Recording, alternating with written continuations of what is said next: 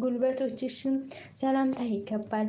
የቃል ኪዳኗ እመቤት ሆይ የአብን አካላዊ ቃል ተቀብለሽ በማኅፀንሽ የወሰንሽውን ኃጥአን ወደ ገሃነም እንዲጣሉ በፈረደ ጊዜ ለነፍሴ ይቅርታውን ያደረግላት ዘንድ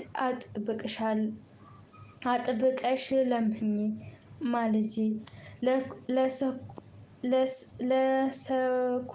ለሰኩናኪ እመቤቴ ኪዳነ ምሕረት ሆይ ሄሮድስ ጭፍሮች ቤተልሔምን ሕፃን በፈጁ ጊዜ በሰሆናሽ በእንቅፋት የተሰቃዩ ከቤተልሔም እስከ ደብረ ቁስቋም ለተገሰገሱ ጉልበቶችሽም ጫማዎችሽ ሰላምታ ይገባል። የቃል ኪዳኗ እመቤት ሆይ የቅስራ ልጅ ሆይ አንተን የምትወድህን ነፍስ ስለ ሦስት ባሕርይዋ ብለህ በውኑ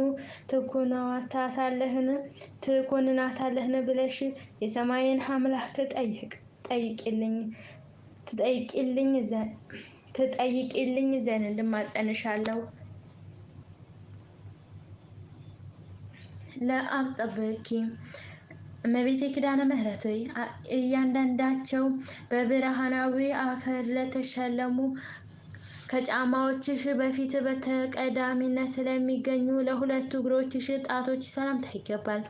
የቃል ኪዳኗ እመቤት ሆይ ለእንደኔ ያለ ሟች ሰው ቢነግሩት ደሜን በአንደበቱ ጽዋ ቀድቶ የጠጣ ወሬን ስለሚያዘምት